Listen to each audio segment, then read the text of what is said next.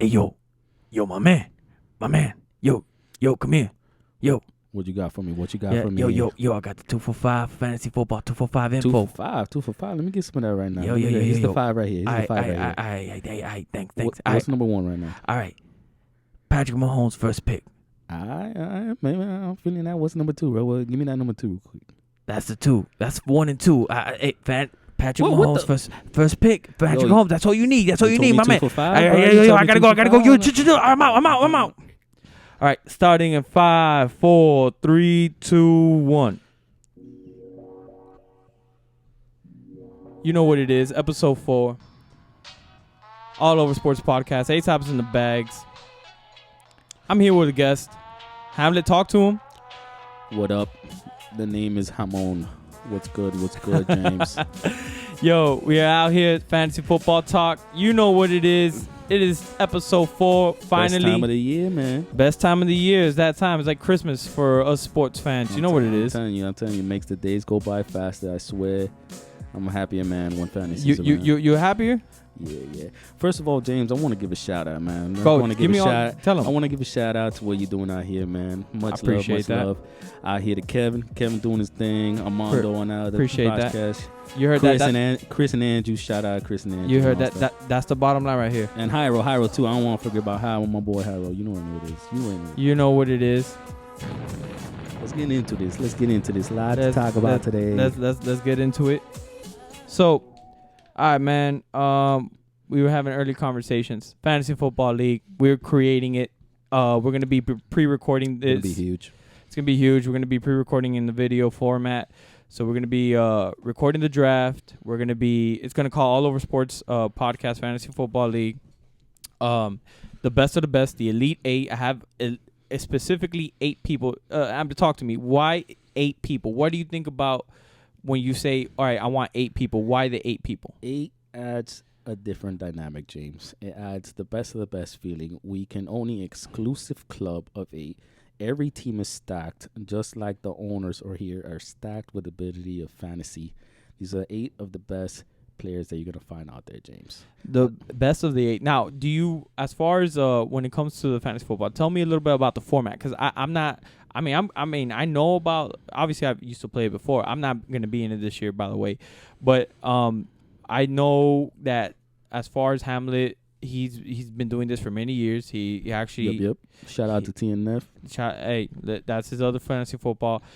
He's really good at what he does. He's when it comes to making all this, he's really great at it. Now talk to me. So what makes this fantasy football so great about it? Like what are you gonna do different, or what are you gonna do about this? Like tell me, PRP, what is it? Here it is. First of all, the first thing that makes a fantasy league special is the owners themselves. Commissioner only basically falls through the momentum that the owners build for them.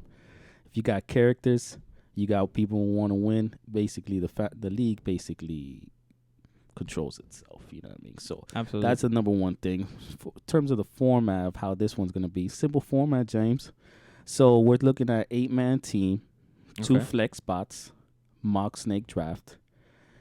And we're going to have a big live where everybody's going to go ahead and detail every pick, why they made their pick. And we're looking for the big moves. We're looking for moves that would be like, whoa, what are you doing here? What are you doing absolutely here? And all stuff. And so every draft has those. I mean, you got these guys that do mock drafts and all that stuff. I'm not going to lie. I do a couple mock drafts and all that stuff by the time and all that. But it's never going to prepare you for the real thing, James. Absolutely. You got these guys making moves that you don't even see. I was in a league last year, had 4th pick. I was looking at Kamara with the 4th pick.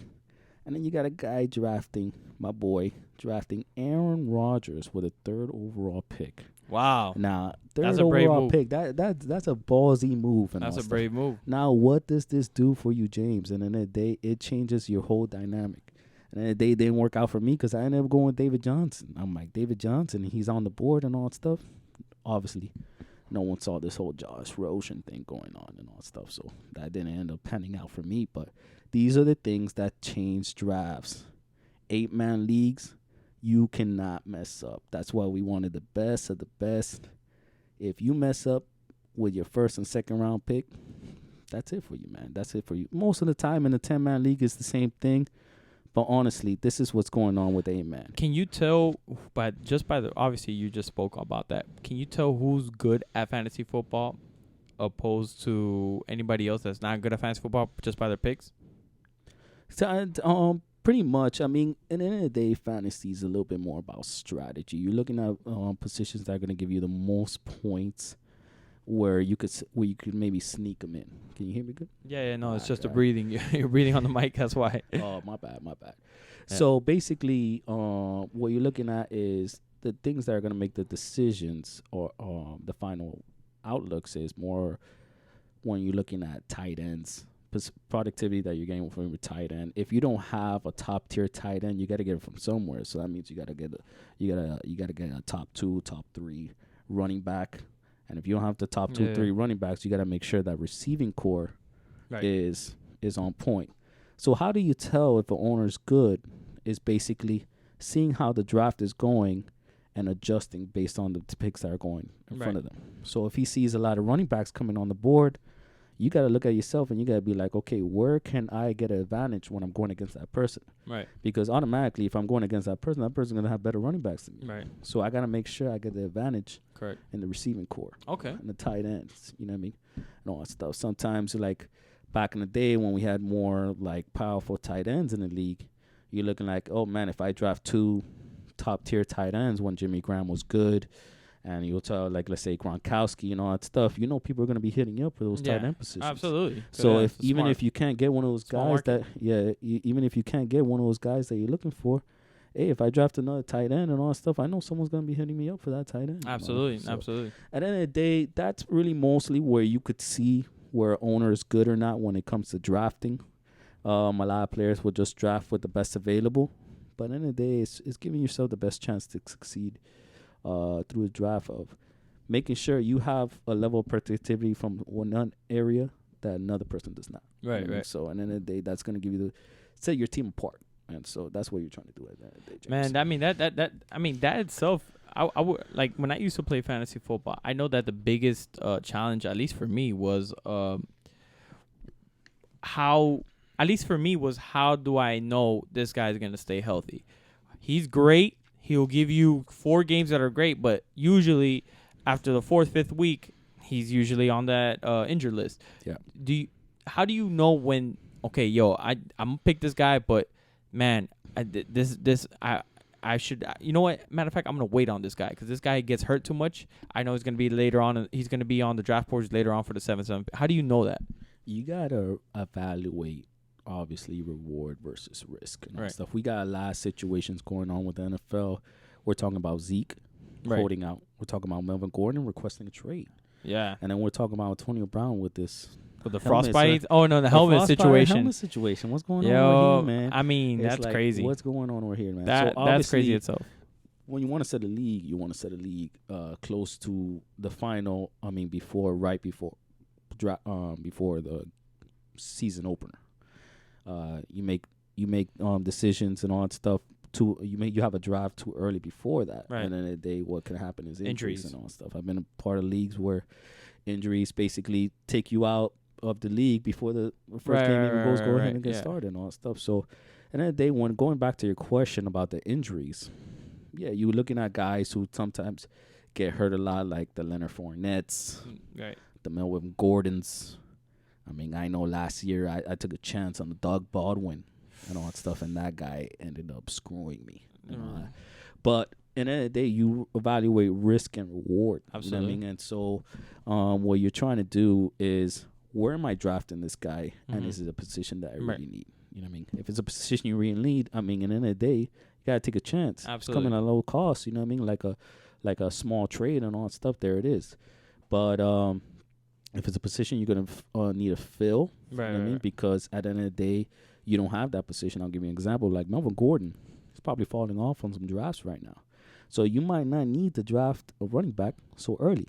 Right. Because you get Marvin Gordon Later on. You know what I mean? Later on, depending if you have a middle round pick and all that stuff. So And you also got to look at contracts. Contract years. Yeah, contract years is the big thing. AJ Green, before he got the contract, was going off. Well, yeah, absolutely. Going off, I'm telling you, man, he was probably top 2, top 3 wide receiver. I agree. Now, since then, I mean, this guy's finding injuries left and right. He has got another one that's holding him back. Right. I mean, another little guy who's going to fall in the draft because of the injuries and all that. And which you're thinking to yourself, you know what I mean? Do I want to take a chance on that guy? You know what I mean? Yeah. Do I want to take a chance on the guy? Because a lot of times there's shit in the draft. And I mean, like there's nothing left. So at the end of the day, there's not a risk to taking him. Correct. But other people are probably thinking the same thing you are. Right. You know, stuff's just like, hey, he may get drafted too early. But that's where you're going to be careful with that because that could basically dictate your whole season. Right? Absolutely. Yeah. So, yeah. And but I would say this. Okay. I want to get into the fact that we know that Antonio Brown is having these I guess these fits per se. Is this safe? Is this still safe to pick Antonio Brown for the late for the later draft, or is it like, you know what, don't take the chance on Antonio Brown, let's wait to what happens, you know, maybe he's a free agent later, who knows? So the things you want to look at is who's throwing him the rock, James. Derek Carr? Who's throwing him the rock? Derek Carr. Let's look at the weapons he's had last season. He had Amari Cooper. He had Jordy Nelson. He had Jared Cook, that tight end, and all that stuff. You had games where Amari Cooper in Dallas Cowboys, he was having some monster games. Right. But he had a dud in a lot of games that he was playing with Derek Carr. So you're looking at, is this the system and all that stuff? They're carrying the same coach, James. John Gruden and all that stuff. So where can he get lost in that? There's some players who are really good. Antonio Brown, obviously really good and all that stuff. He could create separation no matter who's guarding him just because of the speed, all that.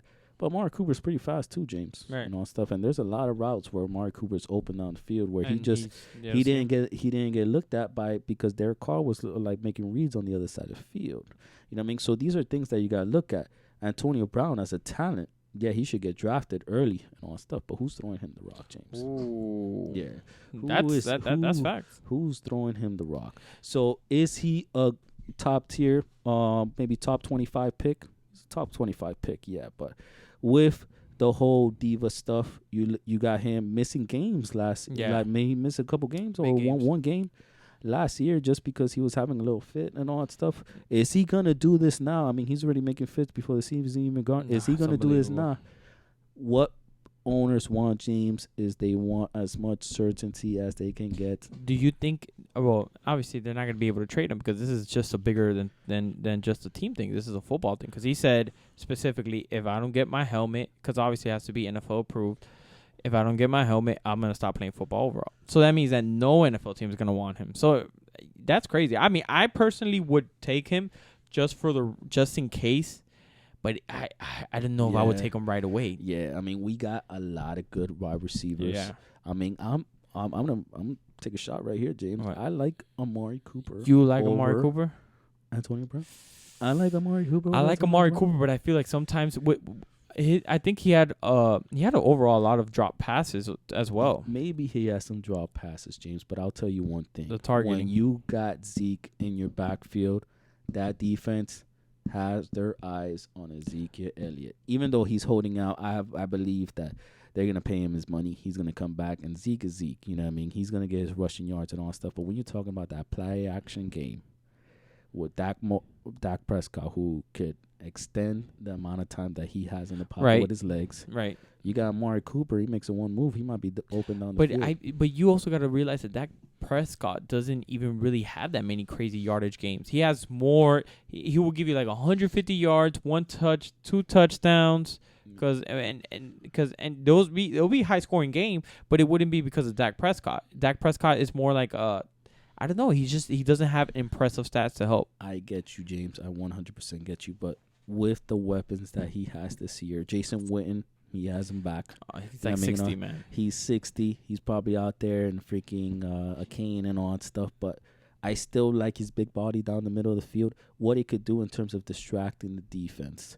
Now, at the end of the day, Amari Cooper is going to have a lot more time to get open versus a Derek Carr, who maybe is not as mobile as Dak Prescott. No, absolutely, in the O-line. And a lot of these big plays are made by mobile quarterbacks. No, absolutely. You look at Kyle Murray right now.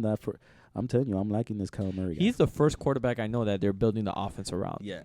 Around him. Josh Rosen couldn't do these things. Oh, man. no, he Josh can't. Rosen, and Josh Rosen, this guy needs to be his hands and knees for Preston Williams. I don't know if you saw that. For Preston Williams. Oh, absolutely. Preston Williams is a wide receiver. If I remember, I can't remember correctly what college he came from. He's undrafted, right? Correct. He's undrafted, and he had a hell of a game, and he's 6'5", 220. Making ridiculous catches. No, yeah. Every catch that he and made. 6'5". We need a 6'5" guy. Yeah, 6'5" guy. Devontae Parker. Some people are asking if this is going to be the guy and all that stuff. He hasn't made any moves, James. He hasn't made any moves in terms of. I've been thinking that maybe, he's the guy and all that stuff that's going to take him to the next level. He's not making those moves, James. And Preston Williams, would you? I have a feeling that this is going to happen. No one's going to draft Preston Williams. Are you going to? Well, you don't have to mention it, but is that you're going to keep your eye on Preston Williams if he's a free agent? It really depends on who the quarterback is going to be. If it's Fitz. Well, Josh Rosen, he might not be able to get the ball off. I like Fitz with Preston Williams. Fitz, he does not care. He will throw the rock. It doesn't matter if he gets picks and all that stuff. So he's a receiver quarterback. Receivers are going to go out there knowing that he's going to chuck that rock. And a lot of times that's all these receivers want. Absolutely. They want a chance of catching the rock. And if you see Preston Williams fought off a guy, almost got a pick off one guy. He made a sideline catch on one of them. He made a one-handed catch on another. This guy, he's looking like he's working hard and all that stuff. And Josh Rosen is only, in my opinion, in the QB conversation because of Preston Williams. Preston, I don't know if you've seen the movie Mr. Deeds. Isn't that the server? Yeah, the wager. Yeah. You want me to let you leave, Preston? Yeah, I don't remember much of that movie of Mr. Deeds. That was a long time ago, man. That was a great movie, bro. But that's basically Josh Rosen right there. She's the waitress saying Preston. No, absolutely. No, and he's a beast. He has a physicality. To be honest, I didn't hear too much on him, but I liked what I saw. Would you? Okay, so I want to get into this. What in the first pick? You spoke about it. You say running back. What is the ideal player? What position would you pick in the first pick? All right. First of all, it really depends. If you're talking first of all pick, you're looking at Corran Barclay. Corran Barclay is a talent that we haven't seen in a while. This guy. RPO. Yeah, you can play every. Yeah, you put him in any system, anything. He's gonna make a guy miss. You got the best guys in the league. Have him right in front of him. And he makes a miss. Right. And all that stuff. So in reality, you just got to get this guy the ball in a little bit of space. He'll do some things for you. So you'll say running back for overall? Running back overall, man. Running back overall. Well, what? Let's just say I'm the second pick. You picked up Saquon, or I'm the third pick, whatever. And if I pick up Patrick Mahomes, is that a bad pick? Patrick Mahomes, you're reaching there, James. You're reaching there early. 8-man league, you're gonna need a good quarterback in an 8-man league. You're gonna need a top dynamic quarterback in an 8-man league because in reality, you got teams putting up so much numbers and all that stuff that if your quarterback is not keeping up, that's gonna cost you. But Patrick Mahomes is averaging over 30 points easily. Yeah, he's a runner and all that stuff. And honestly, you still wouldn't pick. I'll pick him first because I feel like, from what I've seen, is the most successful. I've seen the teams in fantasy football, the owners that had the most success, the highest success were great quarterbacks. Like I've seen one with Aaron Rodgers, seen the other one with Patrick Mahomes. I saw last year Patrick Mahomes. I saw the year before with Tom Brady, and Tom Brady wasn't having like crazy numbers. But you don't think it's important to have guys, especially Patrick Mahomes. Like Patrick Mahomes is averaging over 30 points. You don't think it's important for him? If I see him in opportunity, I know if I get third pick and I see Patrick Mahomes there. It might be not sophomore, but it might be a third-year slump for him. But I'm probably going to take my chances with him because I feel like with Andy Reid, Kansas City are going to be good. Not playoff good, but they're going to be season good. I'll give you a little tip on that one, James. Now, Patrick Mahomes, first-year starter last year. Yeah, first-year starter. If you look at 2 years before, Deshaun Watson, first-year starter, was doing some things. First-year starters, I'll give you a little example. Maybe like Ryan Griffin. More like Baker Mayfield, Baker Mayfield. Kyle Murray. Things what happened last year with Patrick Mahomes and Right. the year before that with Deshaun Watson is that you were able to get those guys really low Right. because not many people were like 100% Or yeah, sold on 100%. it Yeah. and all that stuff. So when you're talking about those teams that were doing well, yes, they were doing well because they had those quarterbacks and all that stuff like Patrick Mahomes and Deshaun Watson. But one thing that I would tell you is that these guys who got those players got them low risk. They got them either late in the draft or a low trade before they actually really blew up. But what and all that about stuff. but what about now? Like now you wouldn't select them if you had a No, top because the pick. thing is, you need the top tier players. Usually, like if you see these teams that are winning with that quarterback, they still have the main positions like running back and wide receiver filled. Right. You know what I mean? They went early in the draft. They sold high on the position players that you need, and they were able to get that quarterback low. Not Right. a lot of people were drafting Patrick Mahomes. I mean, Patrick Mahomes was going like maybe like the 8th, 9th round last year. Absolutely, People were taking because- a shot at him as a backup QB, and then he ended up being a stud. You start playing him, and because you were able to draft studs ahead and add him to the factor, Deshaun Watson the year before. You know what I mean? Of course, that's going to take your team over the top because you didn't have to give up that much